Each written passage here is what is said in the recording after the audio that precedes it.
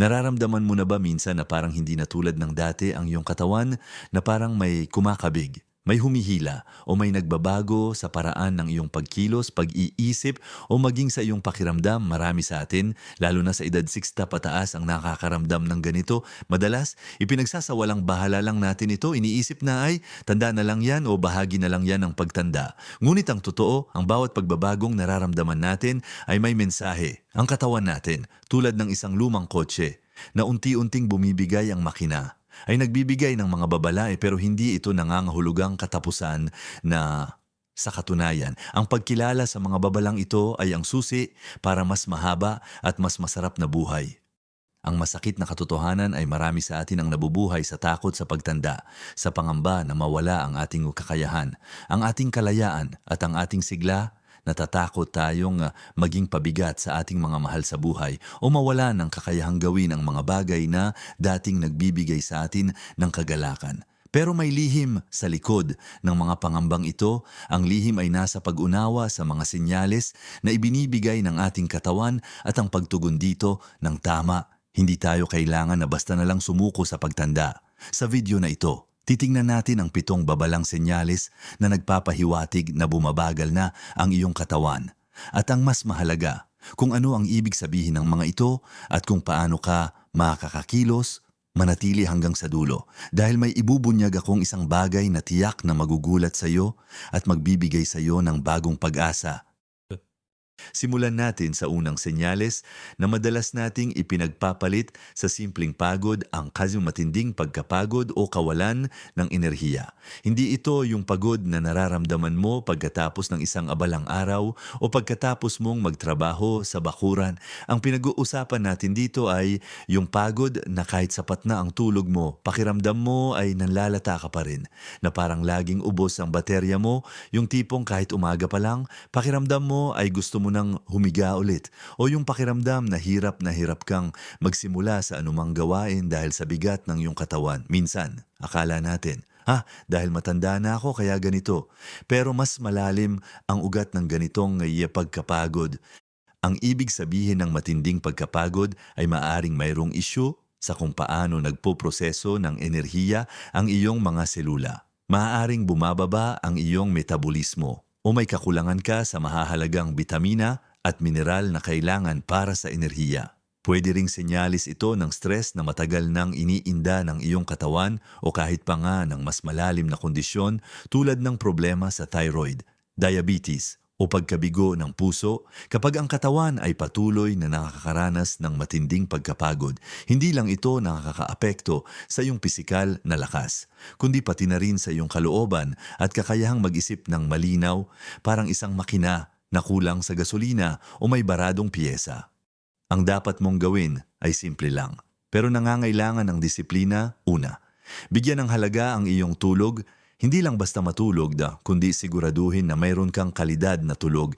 Ibig sabihin, panatilihin ang regular na oras ng pagtulog at paggising. Kahit sa weekend, iwasan ang gadgets bago matulog at siguraduhin na madilim at tahimik ang iyong kwarto. Pangalawa, pag-aralan ang iyong kinakain na ang processed foods, matatamis at sobrang taba ay nagpapabigat sa katawan at nagpapababa ng enerhiya. Sa halip, mag-focus sa whole foods, sariwang gulay, prutas, lean protein tulad ng isda o manok, at complex carbohydrates tulad ng kamote o brown rice. Ang malunggay, dahon ng sili, at iba pang berdeng gulay ay mayaman sa nutrients na nagbibigay ng natural na lakas. At huwag kalimutan ang tubig. Ang dehydration ay malaking sanhi ng pagkapagod. Siguraduhin na umiinom ka ng sapat na tubig sa buong araw. Pangatlo, gumalaw-galaw. Kahit 30 minuto lang ng light exercise tulad ng paglalakad araw-araw ay malaking tulong sa pagpapasigla ng sirkulasyon at pagtaas ng enerhiya. Parang pinapainit mo lang ang makina. Sunod naman ay ang bibiglaan o hindi maipaliwanag na pagbabago sa timbang. Hindi ito yung sinasadya mong magpapayat o magpataba. Ito yung bigla na lang bumababa ang timbang mo kahit kumakain ka naman ng normal. O bigla kang lumulobo kahit hindi ka naman nagbabago ng diet, ikadalasan. Ang ganitong pagbabago ay kapansin-pansin sa paglaki ng tiyan o ang pagpayat ng mga braso at binti. Ang pagbaba ng timbang ng walang dahilan ay maaaring senyales ng pagkawala ng kalamnan na kilala bilang sarcopenia, Sa pagtanda, natural na bumababa ang muscle mass, pero kung mabilis at malaki ang pagbaba, nangangahulugan ito na nawawalan ng lakas ang iyong katawan. Ang kalamnan ang siyang nagpapanatili sa ating metabolismo. At kung kakaunti ito, mas bumabagal ang pagsunog ng calories at enerhiya. Ang pagtaas naman ng timbang, lalo na sa bandang tiyan, ay maaring senyalis ng hormonal changes o metabolic imbalance na nagpapahirap sa katawan na i-regulate ang asukal sa dugo at taba. Sa mga kalalakihan, maaaring may kinalaman ito sa pagbaba ng testosterone, sa kababaihan naman sa menopausal changes. Maaari ding ito ay senyalis ng malalang sakit tulad ng thyroid problems o iba pang kondisyon. Para matugunan ito, mahalagang bigyan mo ng pansin ang iyong erythropoietin intake. Ang protina ay ang building blocks ng ating mga kalamnan. Isama sa iyong diet ang sapat na protina mula sa itlog, isda tulad ng bangus o tilapia, manok, at legumes tulad ng munggo. Pwede ring magdagdag ng kaunting gulay na mayaman sa protina tulad ng kangkong o malunggay. Bukod sa pagkain, napakahalaga ng resistive exercises o exercises na gumagamit ng bigat. Hindi mo kailangan magbuhat ng mabibigat na weight sa gym. Ang simpleng pagbubuhat ng maliliit na bote ng tubig, paggamit ng resistance bands, o kahit ang bodyweight exercises tulad ng gentle squats o lunges ay makakatulong para mapanatili ang iyong muscle mass at palakasin ang iyong buto. Ang regular na paglakad ay mahalaga, ngunit ang pagdaragdag ng ilang minutes ng strength training, kahit 2 beses lang sa isang linggo, ay makapagbibigay ng malaking pagkakaiba. Panghuli para sa bahaging ito, pag-usapan natin ang pananakit ng kasukasuan at pagtigas ng katawan. Hindi lang ito basta masakit kapag umuulan o pagkatapos ng matinding trabaho. Ito ay yung pananakit na halos araw-araw na lang. Yung hirap kang tumayo pagkatapos umupo ng matagal o hirap kang ikilos ang iyong mga kamay sa umaga. Pakiramdam mo ay parang robot ka na kailangan mong langisan. Ang ganitong uri ng pananakit at pagtigas ay senyalis ng pamamaga sa loob ng iyong katawan at pagkasira ng cartilage sa iyong mga kasukasuan. Ang cartilage ang sumasalo sa pagitan ng mga buto at kapag ito ay nauubos, nagkukuskusan ang buto sa buto na nagdudulot ng matinding sakit at pamamaga na ito rin ay maaaring indikasyon ng osteoarthritis o rheumatoid arthritis. Ang pagiging laging nakaupo o hindi paggalaw ay nagpapalala ng kondisyon na ito dahil nawawala ng lubricant ang mga kasukasuan at humihina ang mga kalamnan na sumusuporta sa kanila. Ang pinakamabisang paraan para labanan ito ay ang patuloy na paggalaw. Oo, alam kong mahirap gumalaw kapag masakit, pero ang inactivity ang pinakamasamang kaaway, simulan sa maliliit na paggalaw, gentle stretching, tai chi, o paglangoy kung may access ka. Ang paglalakad-lakad sa loob ng bahay o sa paligid ng iyong bakuran ay makakatulong na mapanatili ang pagdaloy ng dugo at maiwasan ang paninigas. Pangalawa, kumain ng anti-inflammatory foods. Isama sa iyong diet ang mga pagkaing mayaman sa omega-3 fatty acids tulad ng isda, sardinas, mackerel, turmeric, ginger, at mga berdeng gulay. Ang mga ito ay natural na nakakatulong na bawasan ang pamamaga sa katawan. Ang pag-inom ng maraming tubig ay nakakatulong din sa pagpapanatili ng hydration sa mga joints. Tandaan, ang layunin ay hindi ang pilitin ang sarili na maging bata muli, kundi ang maging mas komportable at mas malaya sa iyong mga galaw. Ngayong napag-usapan na natin ang tungkol sa pagkapagod, pagbabago ng timbang at pananakit ng kasukasuan, lumipat naman tayo sa susunod na mga babalang senyales na dapat nating bigyan ng pansin. Ngayon naman, dumako tayo sa ika-4 na babalang senyales, ang madalas na pagkalimot o brain fog. Hindi ito yung tipong nakalimutan mo lang kung saan mo nilagay ang salamin mo. Ang pinag-uusapan natin dito ay yung pakiramdam na parang may ulap sa iyong isip. Yung nahihirapan kang mag-concentrate, hirap kang alalahanin ang mga pangalan ng tao o bagay, o yung tipong magsisimula ka ng isang pangungusap tapos bigla kang mawawala ng ideya kung ano ang kasunod. Minsan, nakakalimutan mo pa nga ang mga appointment o kung ano ang iyong gagawin sa susunod na oras. Ito ay nakakabahala dahil nakakaapekto ito sa iyong pang-araw-araw na buhay at pakikipag-ugnayan sa ibang tao. Ang ibig sabihin ng brain fog at madalas na pagkalimot ay maaaring may problema sa koneksyon ng iyong mga brain cells o kaya'y may pamamaga sa utak. Habang tumatanda, ang ating utak ay nagkakaroon ng mga pagbabago sa estruktura at pagganap. Pero ang labis na pagkalimot ay maaaring senyales ng kakulangan sa ilang nutrients. matinding stress, kakulangan sa tulog o kahit pa nga maagang senyales ng demensya o Alzheimer's disease. Ang pagbaba ng blood flow sa utak ay maaari ding maging sanhi kapag ang utak ay hindi nakakakuha ng sapat na sustansya at oxygen.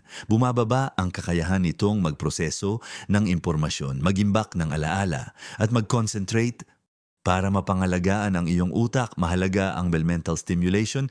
Hindi lang physical exercise ang kailangan ng katawan, kundi pati na rin ang pag-iehersisyo sa utak, magbasa ng libro, maglaro ng board games o puzzles tulad ng sudoku o crosswords, matuto ng bagong skill tulad ng pagtugtog ng instrumento o bagong lengguwahe, o makipag-ugnayan sa mga kaibigan at pamilya. Ang social interaction ay isang napakahalagang brain booster. Bukod dito, bigyan ng pansin ang iyong diet para sa utak. Yang mga pagkaing mayaman sa omega-3 fatty acids tulad ng isda, bangus, sardinas, nuts tulad ng mani o kasoy, at seeds ay napakaganda para sa brain health. Ang mga antioxidant-rich foods tulad ng blueberries kung available, dark chocolates, at mga makulay na gulay ay nakakatulong din na protektahan ang iyong utak mula sa pinsala. Siguraduhin din na sapat ang iyong tulog dahil ito ang panahon na nagre-repair ang iyong utak.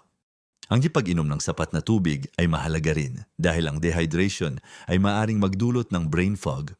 Susunod naman, ang ikalimang babalang senyales ang nahirap sa pagtunaw ng pagkain o madalas na pagdumi, constipation o pananakit ng tiyan. Hindi ito yung occasional na pagkirot ng tiyan, kundi yung pakiramdam na laging bloated dahil laging hirap dumumi. O yung hindi komportable ang iyong pakiramdam pagkatapos kumain, na parang laging punong-puno ang iyong tiyan. Madalas, iniisip natin na dahil lang ito sa mahina na ang tiyan o sa katandaan.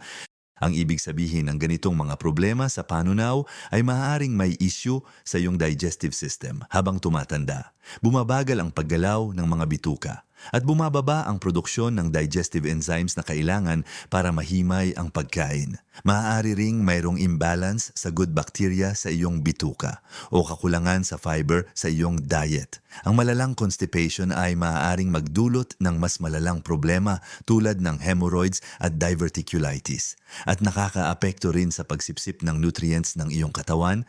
Kapag hindi maayos ang panunaw, hindi nasisipsip ng iyong katawan ang mahahalagang sustansya mula sa pagkain, kahit pa kumakain ka ng masustansya. Ang solusyon dito ay nakasalalay sa iyong diet at hydration na iyo. Ang pinakamahalagang susi ay fiber. Isama sa iyong pang-araw-araw na diet ang mga pagkaing mayaman sa fiber tulad ng sariwang gulay tulad ng kangkong, malunggay, ampalaya, prutas papaya, saging, mangga, whole grains, brown rice, oats, at legumes, monggo, patani. Ang mga ito ay nakakatulong na padaluyin ang pagkain sa iyong bituka at maiwasan ang constipation. Bukod sa fiber, napakahalaga ng sapat na pag-inom ng tubig. Ang tubig ay tumutulong sa fiber na maging malambot at mas madaling ipasa sa bituka. Subukan uminom ng isang basong tubig bago kumain para makatulong sa panunaw. Ang mga probiotics na makikita sa fermented foods tulad ng yogurt o kefir ay nakakatulong din sa pagpapabuti ng gut health sa pamamagitan ng pagpapanumbalik ng balance ng good bacteria sa bituka. Kung hirap pa rin, subukan ang light exercise tulad ng paglalakad pagkatapos kumain dahil nakakatulong ito na mapabilis ang paggalaw ng bituka. Ika-anim na babalang senyales ang mabagal na paggaling ng sugat o madaling pagkapasayo. Napansin mo ba na kung dati ay mabilis lang gumaling ang isang galos o hiwa, ngayon ay umaabot na ng linggo bago ito tuluyang maghilom? O kaya ay napansin mong may mga pasa ka sa katawan na hindi mo alam kung paano mo nakuha madalas? Iniisip natin na manipis na ang balat o hinana ng katawan. Ang mabagal na paggaling ng sugat ay senyales na bumababa ang kakayahan ng iyong katawan na mag-repair ng sarili. Ito ay may kinalaman sa pagbaba ng produksyon ng collagen, na isang mahalagang protina para sa pagbuo ng balat at tissue. Maaari ring senyalis ito ng kakulangan sa vitamin C na mahalaga sa collagen production o kakulangan sa protein. Ang madaling pagkapasa naman ay maaaring senyalis ng mas marupok na blood vessels o kakulangan sa vitamin K o C. Pwede rin itong indikasyon ng problema sa sirkulasyon ng dugo. Kapag mabagal ang paggaling ng sugat, mas mataas ang tsansa ng impeksyon at iba pang komplikasyon. Para matugunan ito, mahalaga ang nutrition na sumusuporta sa skin repair. Siguraduhin na nakakakuha ka ng sapat na protina mo sa iyong diet, tulad ng manok, isda, itlog at beans. Ang vitamin C ay napakahalaga rin, kaya isama sa iyong pagkain ang mga prutas na mayaman dito tulad ng dalandan, kalamansi, o mga gulay tulad ng malunggay at bell peppers. Ang vitamin K na makikita sa mga berdeng gulay tulad ng spinach at broccoli ay nakakatulong din sa blood clotting at pag-iwas sa pasa. Bukod sa nutrisyon, ang maayos na sirkulasyon ng dugo-dusyos ay mahalaga. Ang regular na paggalaw, kahit light exercise lang, ay nakakatulong na mapanatili ang magandang blood flow sa iyong balat at tissue na mahalaga para sa mabilis na paggaling. Panghuli at pangpito para sa bahaging ito ang napagkawala ng balanse at madalas na pagkahulog. Nakakaramdam ka ba na parang mas madalas kang natutumba o nahihirapan kang maglakad ng tuwid lalo na sa madilim o hindi pantay na daan? Nasisilayan mo na ba ang sarili mo na kailangan humawak sa mga pader o muebles para lang hindi matumba? Ito ay isang seryosong babalang senyales dahil ang pagkahulog ay maaaring magdulot ng malubhang pinsala tulad ng bali ng buto. Ang pagkawala ng balanse ay maaaring senyales ng paghina ng mga kalamnan sa binti at core, pagbaba ng flexibility, o problema sa iyong inner ear na responsable sa balanse. Maaari ding dahil ito sa pagbaba ng paningin o peripheral neuropathy, pinsala sa nerves sa paa na nagpapahirap sa iyong katawan na maramdaman ang lupa sa ilalim ng iyong mga paa. Ang ilang gamot ay maaari ding maging sanhi ng pagkahilo at pagkawala ng balanse. Ang pagbagsak ay isang malaking banta sa kalayaan ng isang nakatatanda at maaari itong magdulot ng takot at pag-aatubili na lumabas ng bahay o gumawa ng mga aktibidad para mapabuti ang iyong balanse. Kailangan mo ng regular na ehersisyo na nakatuon sa lakas at balanse. Ang mga simpleng ehersisyo tulad ng pagtayo sa isang paa habang may hawak na suporta, paglakad ng pa-heel to toe o paggawa ng tai chi o yoga ay napakabisang paraan para mapalakas ang iyong mga kalamnan at mapabuti ang iyong proprioception, kakayahan ng katawan na malaman kung nasa ng mga bahagi nito sa espasyo. Maglakad-lakad ng regular. Siguraduhin na maliwanag ang iyong dinaraanan at alisin ang mga bagay sa bahay na maaaring pagkadulasan o mapagtapakan ang pagkakaroon ng sapat na vitamin D na nakukuha mula sa sikat ng araw at ilang pagkain ay mahalaga rin para sa buto at kalamnan. Sa huling bahagi ng ating pag-uusap, ating buod at palalimin ang mga diskusyon na ito at ipaalala sa inyo ang pag-asa at ang bagay na magugulat sa inyo. Ngayon, napag-usapan na natin ang 7 babalang senyales na nagpapahiwatig na bumabagal na ang iyong katawan, ang matinding pagkapagod, ang biglaang pagbabago sa timbang, ang pananakit at pagtigas ng kasukasuan, ang madalas na pagkalimot o brain fog, ang hirap sa panunaw at pagdumi, ang mabagal na paggaling ng sugat at ang pagkawala ng balanse. Marahil ay may ilan sa mga ito na naramdaman mo na o nararamdaman mo ngayon, pero tandaan, ang layunin ng pagtalakay sa mga ito ay hindi para takutin ka, kundi para bigyan ka ng kapangyarihan. Ang mga senyales na ito ay hindi sentensya, sa halip. Sila ay mga mensahe mula sa iyong katawan na nagsasabing, kailangan ko ng tulong, mayroon tayong magagawa. Ang bawat isa sa mga senyalis na ito ay isang paanyaya na pagmasdan mo ang iyong pamumuhay at gumawa ng mga positibong pagbabago mula sa pagpapabuti ng kalidad ng iyong tulog at ang pag-inom ng sapat na tubig para labanan ang pagkapagod, hanggang sa pagdaragdag ng protina at light strength exercises para sa pagbabago ng timbang, mula sa pagpapatuloy ng paggalaw at pagkaing anti-inflammatory para sa kasukasuan, sa pag-eehersisyo ng utak at pagkain ng brain-boosting foods para sa iyong memorya, at mula sa fiber-rich diet at sapat na tubig para sa panunaw, sa maayos na nutrisyon at sirkulasyon para sa paggaling ng sugat, hanggang sa balance exercises at pagiging maingat sa kapaligiran para maiwasan ang pagkahulog. Lahat ng ito ay maliliit na hakbang na, kapag pinagsama-sama, ay makapagbibigay ng napakalaking epekto sa iyong kalusugan at kagalingan. Naaalala mo ba ang tanong sa simula ng ating pag-uusap? Ilang taon pa ang mayroon ka? Ang totoo, walang makakasagot niya ng sigurado, pero ang mas mahalagang tanong ay, paano mo gagamitin ang mga taon na iyon? Hindi ang dami ng taon ang mahalaga, kundi ang kalidad ng bawat taon na ibinigay sa atin. Ang kalusugan ay hindi lang kawalan ng sakit. Ito ay ang kakayahang mabuhay ng buong buo, ng may sigla, ng may kalayaan at ng may kagalakan. Ang pagtanda ay hindi nangangahulugan ng paghina at pagiging dependent. Maaari pa rin tayong maging aktibo, masigla, at makabuluhan sa ating mga komunidad at pamilya. Ang sikreto at ang bagay na magugulat sa iyo ay ito, ang iyong katawan ay may kamangha-manghang kakayahang mag-adapt at mag-regenerate. Basta't bibigyan mo ito ng tamang suporta, hindi pa huli ang lahat para simulan ang mga pagbabago. Ang bawat desisyon na gawin mo ngayon, ang pagpili ng masustansyang pagkain, ang paggawa ng simpleng ehersisyo, ang pagbibigay ng halaga sa tulog ay isang pamumuhunan sa iyong kinabukasan. Ang bawat pagsisikap ay nagdadala sa iyo papalapit sa isang buhay na mas masigla. Mas malinaw ang pag-iisip at mas malaya sa sakit. Ang iyong edad ay hindi dapat maging limitasyon. Sa halip, dapat itong maging isang tagapagpaalala ng karunungan at karanasan na iyong nakamit. Gamitin mo ang karunungan na iyon para pangalagaan ang iyong katawan dahil ito ang iyong templo, ang iyong sasakyan sa mundong ito. Ang pag-unawa sa mga senyalis na ito at ang paggawa ng mga kinakailangang hakbang ay hindi lamang tungkol sa pagpapahaba ng buhay. Ito ay tungkol sa pagpapayaman ng bawat araw, pagpapanatili ng iyong kalayaan at patuloy na pagiging ilaw at inspirasyon sa iyong pamilya at sa mga nakapaligid sa iyo. Kung may mga karanasan ka tungkol sa alinman sa mga senyalis na ito, o kung may mga tips ka kung paano mo ito nalampasan, gusto naming marinig ang iyong kwento, ibahagi ang iyong mga saloobin sa comment section sa ibaba. Ang iyong karanasan ay maaaring maging inspirasyon sa iba. Kung nakita mong kapaki-pakinabang ang video na ito, pakiusap. Bigyan mo kami ng like at mag-subscribe sa channel na ito para sa mas marami pang kapaki-pakinabang na content na makakatulong sa iyo na mabuhay ng mas mahusay sa bawat edad. Tandaan, hindi ito tungkol sa kung gaano karaming taon ang mayroon ka, kundi kung paano mo mabubuhay ng lubusan ang bawat taon. Mabuhay ng may sigla sa bawat yugto ng iyong buhay